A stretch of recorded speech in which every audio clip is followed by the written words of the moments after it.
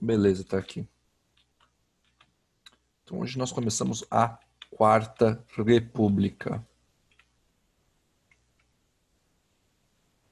Vou colocar aqui nosso título. A Quarta República. Perfeito.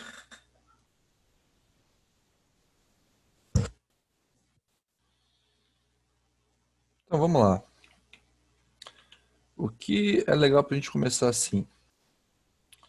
A gente tem as nossas perguntas centrais para esse nosso tema aqui. Então, perguntas centrais. E as perguntas centrais para a gente entender a Quarta República são as seguintes. Primeiro, o que faz possibilitar que o Vargas permaneça um personagem tão ativo no cenário político brasileiro? Segunda, o que vai caracterizar a política após a era Vargas, certo? Terceiro, qual que foi o contexto do golpe militar? E o que foram os atos institucionais, os famosos AIs, né, durante a ditadura? Então essas são as perguntas centrais que a gente vai estudar nesse nosso novo módulo, ok? Então vamos começar pelo começo. No começo, na política brasileira, a gente ou vai falar de café com leite, ou a gente vai falar de Vargas. Nesse momento, vamos falar do Vargas. Então, então é o seguinte aqui. A gente vai ter o período Dutra e reascensão de Vargas. Que esse é o período entre 46 e 54. Então, 1946 a 1954. 54, tá, pessoal? Não 64, pelo amor de Deus. 64 é outra coisa.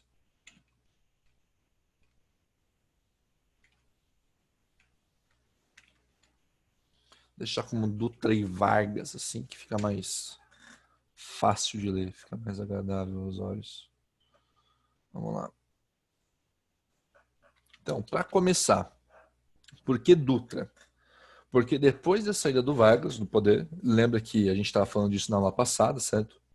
Que pós-segunda guerra o Vargas vai ter que sair do poder, vai haver uma demanda na sociedade por isso, o exército vai voltar, vai perceber que o Vargas se assemelha ao nazifascismo que eles enfrentaram, a sociedade vai estar cansada dessa era varguista, e o Dutra vai ser o responsável, então, por realizar a transição do Estado Novo para um novo período de governo civil, do Estado Novo varguista, daquela ditadura do Vargas, para um novo governo civil. Então, o Dutra tem a responsabilidade de realizar a transição do Estado Novo para um governo civil. Só que esse período que o Dutra está inserido, ele é complicado, porque ele é um período de grandes tensões mundiais. A gente vai ter o término da Segunda Guerra Mundial e a alteração da ordem mundial, colocando Estados Unidos e União Soviética enquanto potências antagônicas, a ordem bipolar do mundo, que a gente já falou em geografia. Isso vai exigir o quê? Que o Brasil se posicione de uma maneira mais madura, mais incisiva nesse jogo de poderes. Então, primeira preocupação do governo Dutra é uma preocupação constante, que é de conseguir jogar esse jogo de maneira eficiente. E a primeira ação daí, desse governo, vai ser uma tentativa de uma nova Constituição, que vai fazer o quê? Reforçar a tripartição dos poderes, certo? Legislativo, executivo e judiciário. Para quê? Para garantir o Estado de Direito e diminuir a idade mínima do voto de 21 para 18 anos. Já o voto feminino, que havia sido conquistado durante a Vargas, vai permanecer. Okay? Então, o que a gente vai ter aqui? Um momento de grande tensão, posicionamento durante a Guerra Fria, e aqui a gente vai ter a diminuição da idade mínima de voto dos 21 para os 18 anos. Certo? E daí o que o Dutra vai buscar nesse momento de tensão política? ele vai buscar se alinhar com os Estados Unidos. E esse alinhamento ele vai refletir a postura política do Dutra. Ok? Por exemplo, o Partido Comunista, que existia no Brasil, vai ser tornado novamente ilegal. O Partido Comunista no Brasil torna-se legal, torna-se legal, torna-se legal, tá ilegal de novo.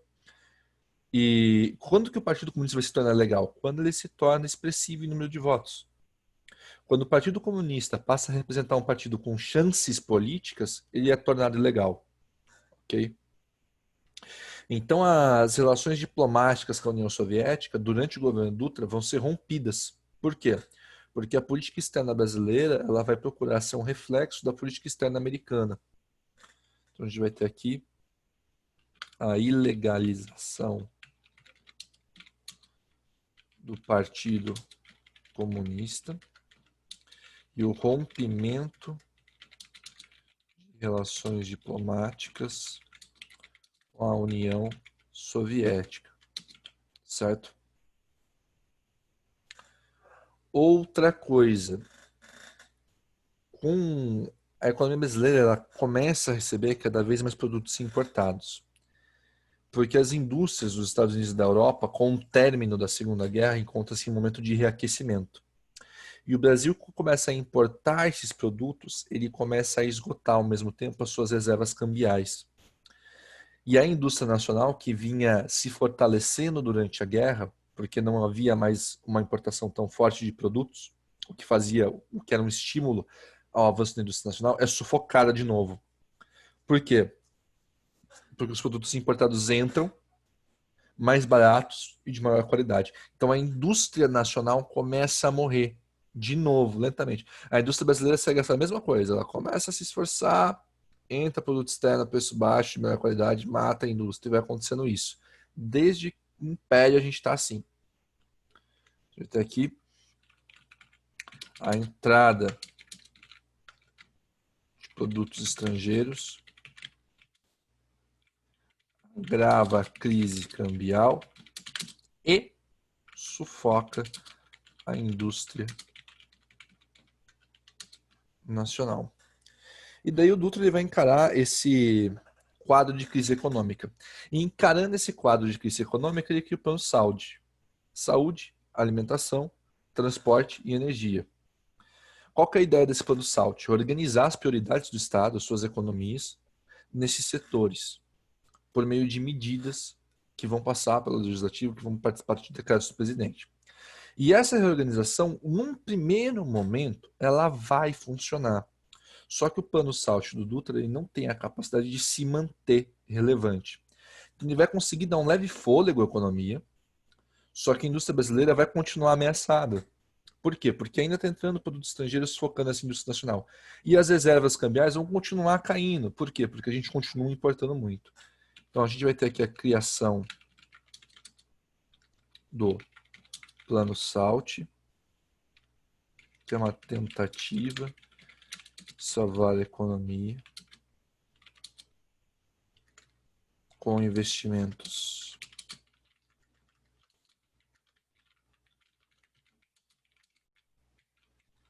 na saúde, alimentação. O AL do SALT é de alimentação, tá, gente? Alimentação, transporte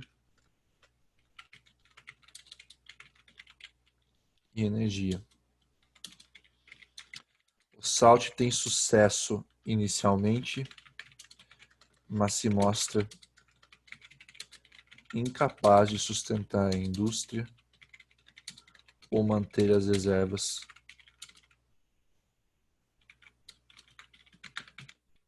cambiais. Chegou a mensagem. Chat. Opa, saltei. Obrigado. Valeu.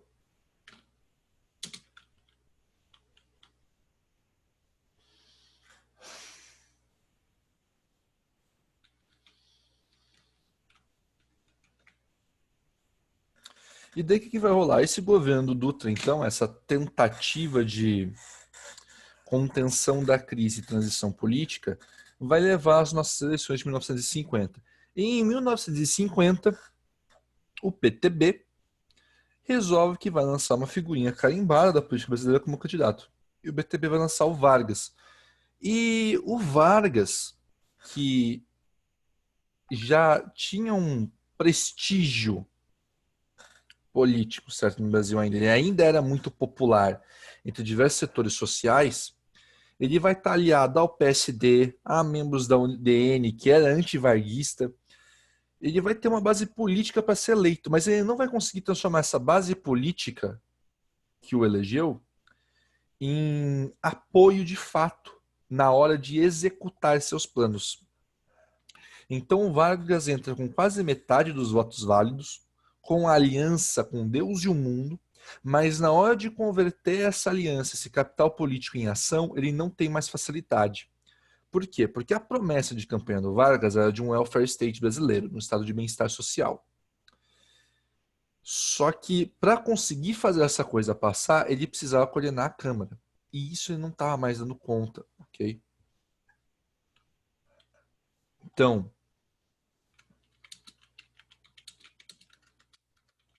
PTB consegue lançar nova candidatura de Vargas.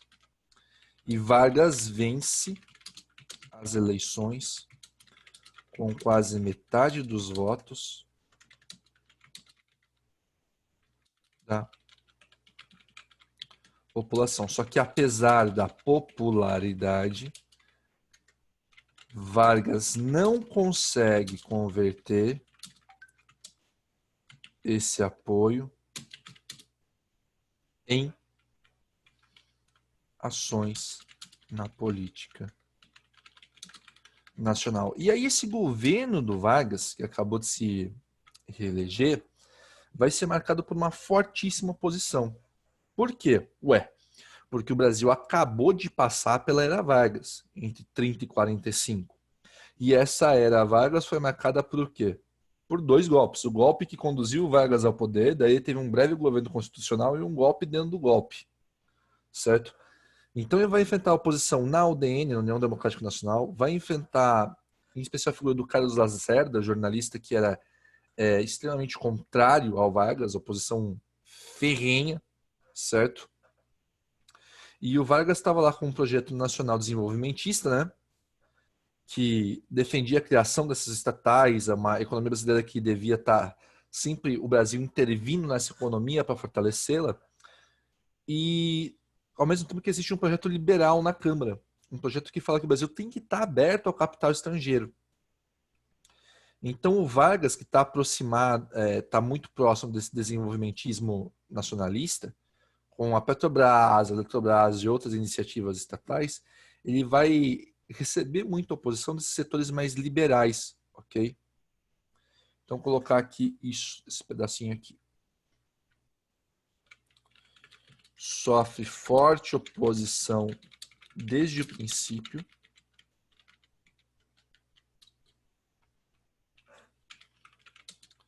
Projeto de economia nacional desenvolvimentista e interventora.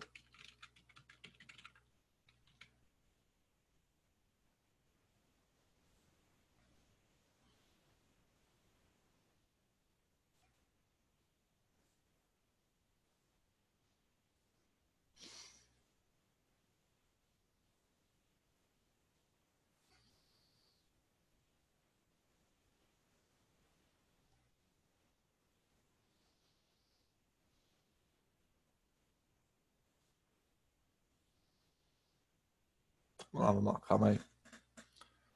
Isso está me incomodando, pessoal. Pronto. Tá arrumada essa jossa. Vou continuar aqui.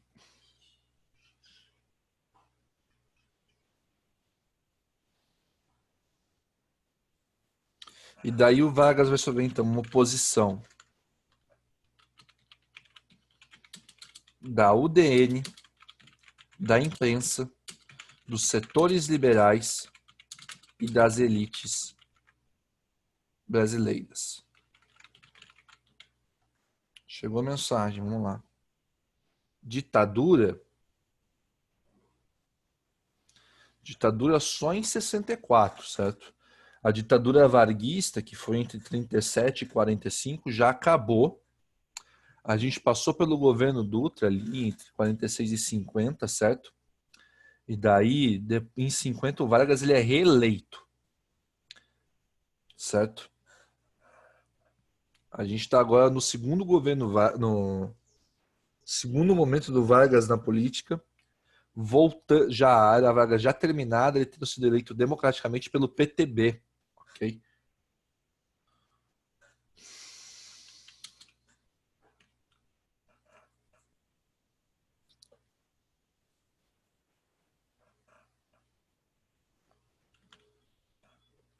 Então, enquanto Vargas busca apoio, ele vai procurar apoio na UDN, porque a UDN é oposição. Só que essa busca de apoio do Vargas na oposição vai fazer que a própria situação, que são os aliados dele, o PSD e o PTB, se oponham a ele. E a UDN não vai aceitar o Vargas. O que isso vai causar? O Vargas vai se isolar politicamente. Então, devido à busca constante por novos apoiadores e alianças, Vargas acaba isolado politicamente. E aí a gente vai ter o famoso atentado da Rua Toneleiro, que é o seguinte: tinha um jornalista filiado ao DN, o Carlos Lacerda, e esse cara era um opositor ferrenho do Vargas. E esse jornalista vai sofrer um atentado a tiros na Rua Toneleiro. Só que o jornalista vai sair vivo. Quem vai morrer no atentado é o Rubem Vaz, que é um major da aeronáutica que está com esse jornalista no momento. E isso fica com uma cara muito ruim, porque é um opositor do Vargas que sofreu um atentado. É evidente isso. E conforme, sabe aquela coisa de quanto mais mexe, mais fede? Conforme a investigação vai sendo realizada, descobrem que o cara que atentou contra o Carlos Lacerda, ele foi o antigo mandante, chefe de segurança do presidente. E aí todo mundo olha pro Vargas. Olha pro Vargas e fala, você está tentando matar a oposição. Embora o envolvimento do Vargas não seja provado, não tem nenhuma prova material disso, a acusação que corre é qual? O chefe de segurança do presidente tentou matar um opositor do presidente. A mensagem é clara. O presidente está se mobilizando para matar a oposição. Então o Vargas vai receber um ultimato dos militares já no dia 24 de agosto de 54, falando para ele que ou ele sai ou ele é tirado. Reação do Vargas. No mesmo dia, ele vai se suicidar, com um tiro no peito, deixando uma carta, testamento. E o Vargas, ele consegue criar todo um caos em torno desse suicídio. Porque isso causa grande comoção no povo. A carta do Vargas ela é super persuasiva, ela fala de forças terríveis levantam-se contra mim, que ele estava tentando salvar o país, ele estava de mãos atadas, certo? Então, essa situação que o Vargas cria vai criar um mal-estar tão grande que a embaixada americana vai ser atacada, o Carlos Lacerda vai tentar fugir do país, o Café Filho vai assumir a presidência e a oposição ao Vargas perde muita força com esse ato simbólico dele. Então o Vargas, quando ele diz deixo a vida para entrar na história, ele está falando muito sério. O Vargas se torna a coisa mais determinante da política brasileira com essa atitude. Então, vou colocar aqui, né? Carlos Lacerda, opositor, sofre tentativa de assassinato e Vargas é visto como suspeito de ser o mandante devido ao envolvimento de seu chefe de segurança.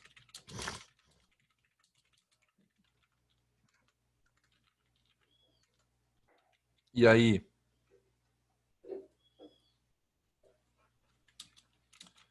o exército emite um ultimato em 24 de agosto de 54, e Vargas se suicida no mesmo dia, deixando uma carta-testamento.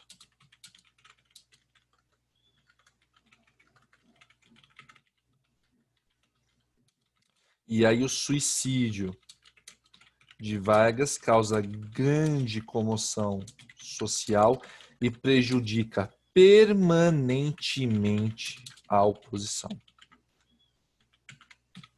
Ok?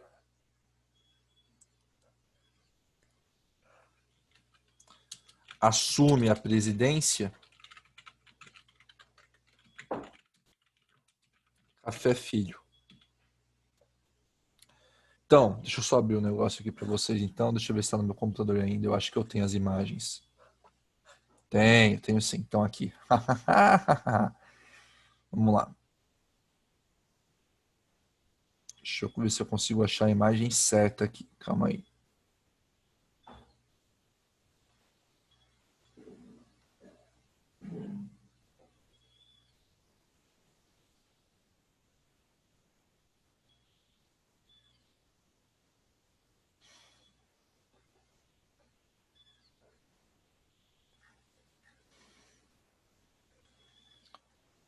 Calma, pessoal. Tenham calma. Tenham muita calma nessa hora.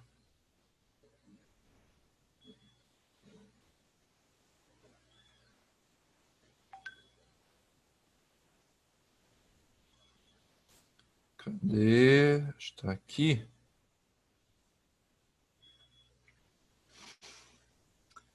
Não, o Vargas ele se mata porque o governo dele está insustentável. Ele está isolado politicamente, ele está sem nenhuma capacidade de governar. Ele achou que ele ia voltar e governar como ele fez durante todo o período do governo dele, certo? Mas ele não consegue fazer isso. Ele não tem a autoridade, ele não tem mais a capacidade de mobilização política que ele acreditava ter, que ele tinha originalmente, certo? E daí, quando o exército emite uma ameaça de que se ele não renunciar, ele vai ser deposto pelo exército, o Vargas, no mesmo dia, ele vai se suicidar, certo? E esse suicídio do Vargas, junto à carta-testamento que ele deixa, certo? Torna a oposição tão frágil que o Vargas ele vai ter um impacto, ou esse suicídio do Vargas vai ter um impacto político que vai perdurar por décadas, ok?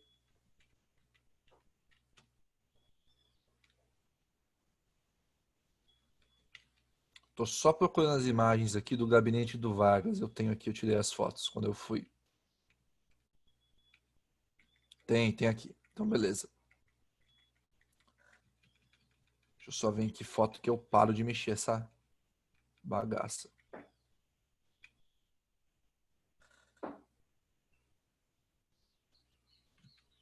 Tá. Eu paro na foto depois do pijaminha do Vargas. Então, vamos lá.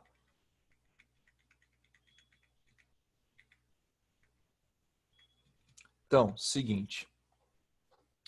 Dar stop share aqui um pouco, mostrar para vocês uma curiosidade, que a gente tem um tempinho. Vocês estão vendo a imagem, né? Me deem uma ajuda aqui. Eu preciso que vocês me respondam pelo chat agora, porque eu não consigo ver o que vocês estão vendo. Então, precisa me vendo a imagem. Então, isso aí é uma plaquinha, né? Eu tive no Rio de Janeiro no ano passado e eu visitei o Palácio do Catete, que era a morada presidencial à época. E aí a gente tem madrugada, 5 de agosto de 54, o jornalista Carlos Lacerda sofre uma tentativa de assassinato em frente ao número 180 da Rua Tuneleira, em Copacabana, Rio de Janeiro. Na madrugada de 24 de agosto de 54, o Getúlio Vargas sucumbe às manifestações políticas e sociais e comete suicídio. Esses 19 dias marcantes da história brasileira são levados para a sistema de político dirigido pelo primeiro-diretor João Jardim. Então, aí falando do gabinete. Então, aqui a gente tem as fotos das estatuetas que estavam no gabinete do Vargas. Essa aqui é na mesinha dele. Okay? Tem uma estátua dele ali na lateral. Imagino que vocês estão vendo, o telefone presidencial, tudo. Deixa eu ver. Daí vai ter a exposição de memes que a gente estava tendo lá. E aqui volta, né? Estão falando, né?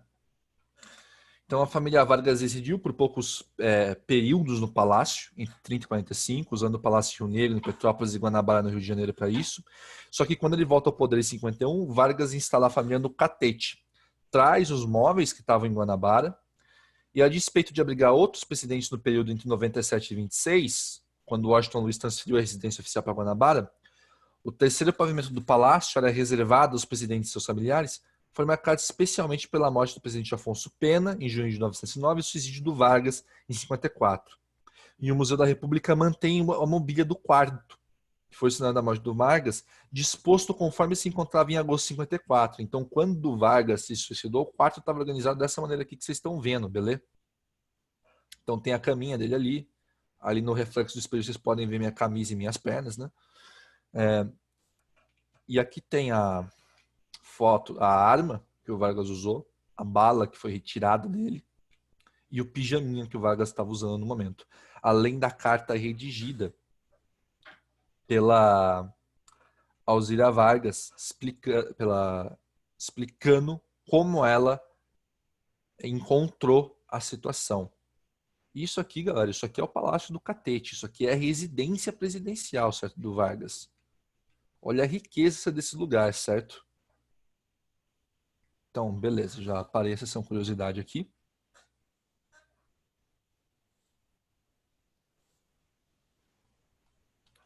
E vamos voltar para... Não, o Palácio do Catete agora ele é um museu. Deixa eu ver se eu tenho mais fotos do Catete aqui.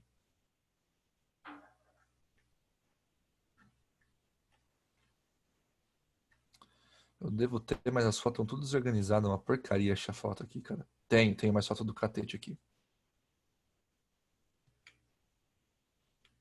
Ó, deixa eu pegar aqui rapidinho então.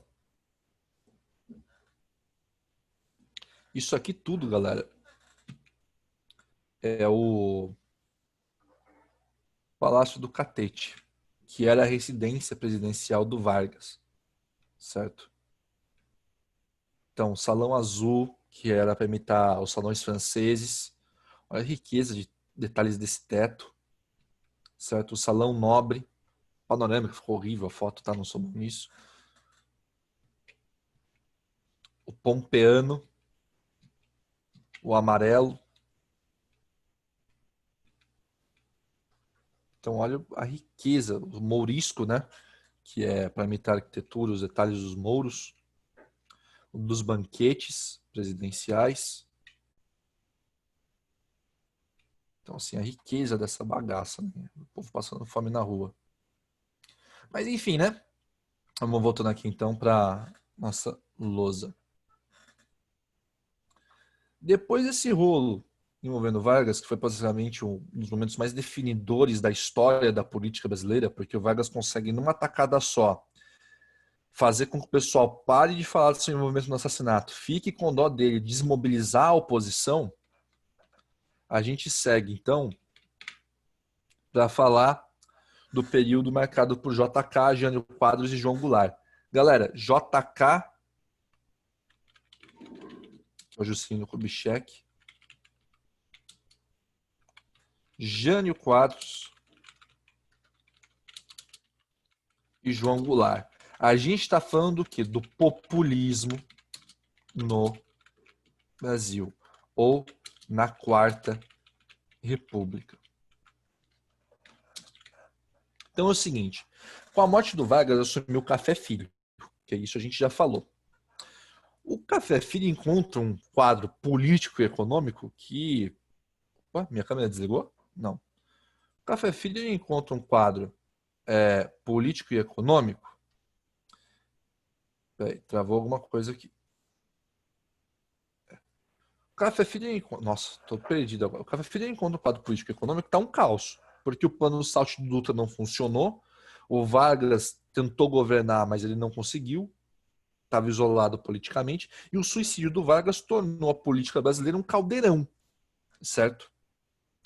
Então, se o Vargas já não tinha capacidade de articulação política, imagina o vice que assume depois do suicídio do Vargas com o país em caos.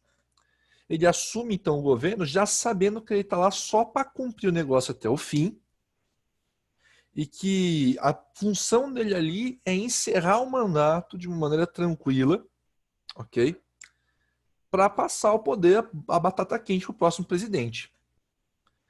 Então, quando a galera fala em adiar a eleição estadual por causa da morte do Vargas, ele fala, não, não vai acontecer, a política tem que seguir, ok? Então, sem capacidade de articulação, a Fé Filho assume a responsabilidade de um governo transitório. E aí, então, em 1954, o JK vai vencer as eleições. Juscelino Kubitschek, JK, vence as eleições, certo? Ele vai vencer pelo PSD, quer dizer, 56, desculpa, ele venceu as eleições. Em 1952, o Juscelino fez as eleições pelo PSD, com uma plataforma nacional desenvolvimentista, amplo apelo à moral e ao povo e discurso nacionalista. E daí vocês já ouviram falar disso, né? O JK ele era extremamente carismático, ele assume com o slogan 50 anos em 5, de fazer o Brasil avançar todo esse tempo. Só que ele vai assumir uma postura que vai facilitar a entrada de capital estrangeiro no Brasil para incentivar a indústria. E essa entrada facilitada de capital estrangeiro também facilita a saída de capital nacional. Então, ele facilita a entrada de capital estrangeiro a fim de estimular a indústria. Ele desenvolve um plano de metas, certo? Para o Brasil.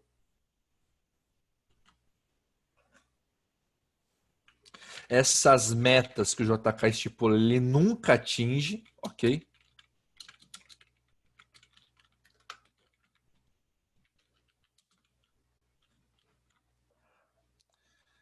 E daí ele provoca um certo crescimento do PIB, ok? Só que o crescimento do PIB ele é irrisório frente à inflação.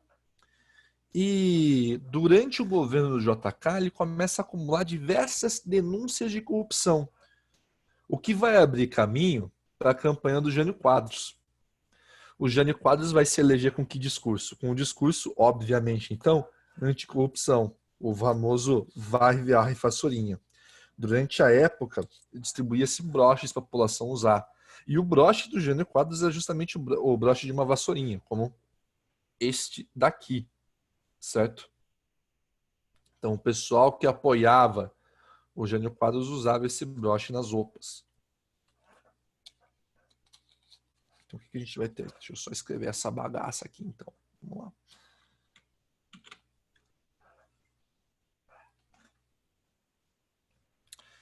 E, então, escândalos de corrupção mancham a imagem de JK.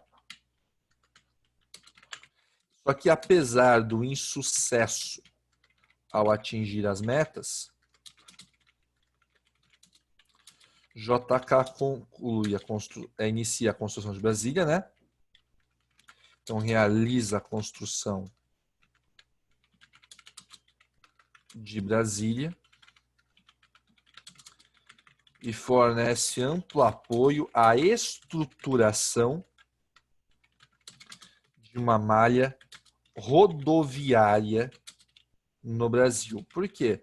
Porque era a maneira que ele via de estimular a indústria da construção civil, da borracha, automobilística. No fundo, isso acaba pegando o nosso pé depois, porque para o Brasil seria muito mais interessante ter uma malha ferroviária para escoar a produção. O ideal para o Brasil seria uma malha ferroviária. Mas o JK investiu no que ele quis. Então, o fortalecimento da questão anticorrupção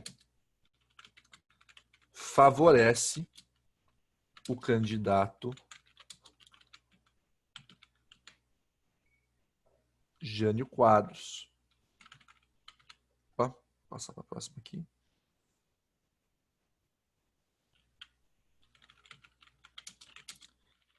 Concorre com o slogan varre, varre, vassourinha, sobre a proposta moralizante de combate à corrupção. Então percebe, pessoal, na política brasileira, esse discurso anticorrupção, esse discurso que faz o apelo ao carisma, não é nada de novo. Ele está no Brasil desde que a República existe, ok?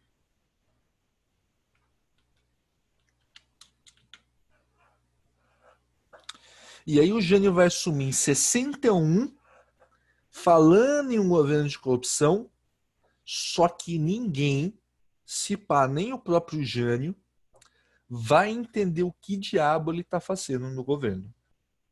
O Jânio vai ser o cara que vai espalhar pó no ombro e vai comer sanduíche de mortadela na sarjeta para parecer popular.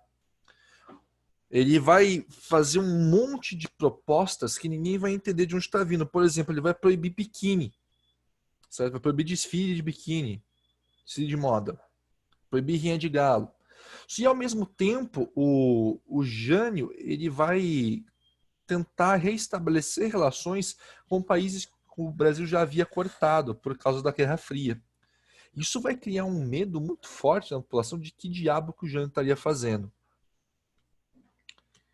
E daí o Jânio vai chegar ao ponto de tentar um autogolpe, de fingir uma renúncia, esperando que o Senado não aceite, para ele poder continuar no poder, só que o Senado aceita a renúncia do Jânio. Certo? Então a gente vai ter aqui. Jânio faz. O Jânio não era um cara muito esperto, cara. Então o Jânio faz um governo confuso, de medidas impopulares,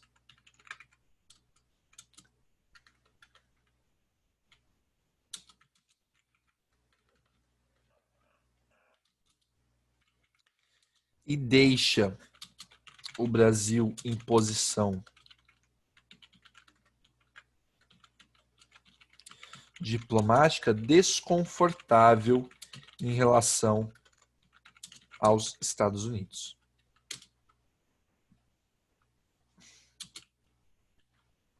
E aí, então, em 61, o Jânio tenta a estratégia Getúlio Vargas, tenta dar um golpe em si mesmo, não dá certo. E quando o Jânio renuncia, o vice dele, o João Goulart, está na China. E daí, o que os militares falam? Pô, o vice está na China. A China é comunista. Esses caras vão fazer o quê? Vão fazer a revolução aqui dentro. Certo? Então, cria-se um medo muito grande entre os militares, que daí eles vão fazer esse discurso de uma ascensão comunista no Brasil. Então, o Jânio tenta renunciar em 1961 para reproduzir um autogolpe aos moldes de Getúlio, enquanto o vice, João Goulart, está na China. Sua renúncia é aceita e o exército ameaça não reconhecer João Goulart como presidente. Quando o exército ameaça não reconhecer o João Goulart como presidente, o Brizola, o Leonel Brizola, que é o governador do Rio Grande do Sul, ele é cunhado do Goulart, ele já era uma figura importante na política brasileira, ele era de uma herança varguista, ele ameaça entrar em guerra civil no Brasil, mobilizar o exército, mobilizar o Sul, contra o restante do país, se o exército tentar qualquer coisa contra o João Goulart. Então, o que ele consegue? Ele consegue evitar que o exército dê um golpe naquele momento. Então, o Tancredo Neves vai ser enviado para o Uruguai, a fim do quê? A fim de transferir a posse pro João Goulart. Então, Leonel Brizola promete resistência armada, o que possibilita que João Goulart receba a faixa presidencial. Só que o João Goulart vai receber a faixa, o Jango, né? E o Brasil vai permanecer em um tipo de parlamentarismo até que uma consulta à população vai retornar efetivamente o Brasil à presidência. Só que o Brasil ainda está em crise. Primeiro, política, porque olha como a nossa política está instável, social, econômica. As negociações com os Estados Unidos estão muito fragilizadas, por quê? Porque a galera olha para o Goulart, olha para o Jânio e não sabe se eles estão mais União Soviética, mais Estados Unidos. Vai ter uma ocasião que eles vão, inclusive, dar uma medalha para Fidel Castro, então vai ficar uma situação muito complicada. E daí a terceira via defendida por Jango, a do não alinhamento, nem Estados Unidos, nem União Soviética, vai incomodar tanto o exército quanto os norte-americanos. Então, em 64, ele finalmente decide o lado dele e ele decide fechar com a esquerda. Quando Jango decide fechar com a esquerda, começa a falar em reforma agrária, o exército toma parte na política e a oposição vai mobilizar a famosa Marcha da Família com Deus pela Liberdade, que tem medo do comunismo janguista. Okay? E daí os militares, apoiados pelos Estados Unidos, vão planejar um golpe, vão depor o Jango e vão instaurar o governo militar sob o Castelo Branco. Okay? Então, vou colocar aqui. Então, Jango defende inicialmente um não alinhamento em relação à ordem bipolar e, quando decide pela esquerda e reforma agrária, é deposto pelo exército, tem a ajuda dos Estados Unidos e apoio de parte da população com discurso anticomunista. Então, a deposição de Jango e a ascensão de Humberto Castelo Branco, ok?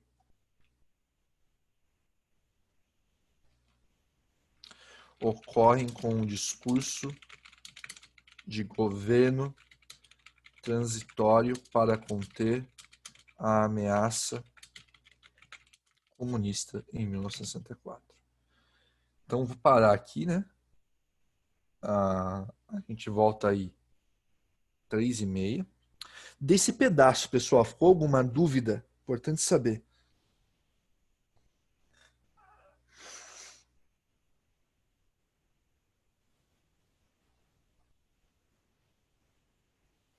Pessoal, não? A gente volta 3h30 e a gente já volta com a parte ainda de história, para a gente matar a ditadura também já, ok?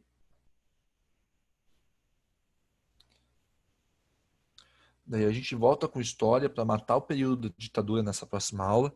Finalzinho dela a gente faz os exercícios, fechou? Então dá aquele tempinho agora para vocês tomarem uma água, tomarem um café, comerem alguma coisinha. Para a gente poder voltar 3h30 tranquilo.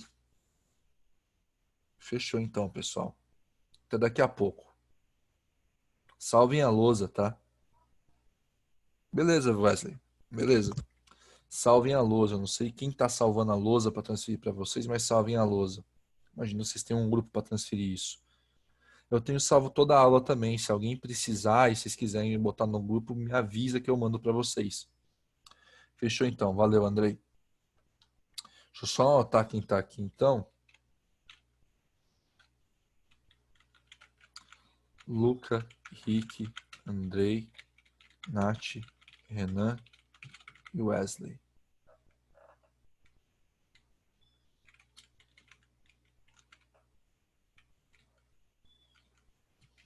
Beleza, valeu pessoal, vamos parando aqui então e 3h30 a gente volta.